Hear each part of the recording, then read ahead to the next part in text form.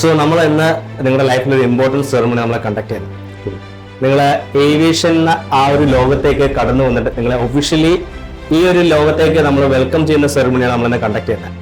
So എന്താണ് നിങ്ങളുടെ ഒരു സുപ്രധാന ദിവസമാണ്. കാരണം നിങ്ങൾ സ്റ്റാർട്ടിംഗ് സ്റ്റേജ് ആണ്.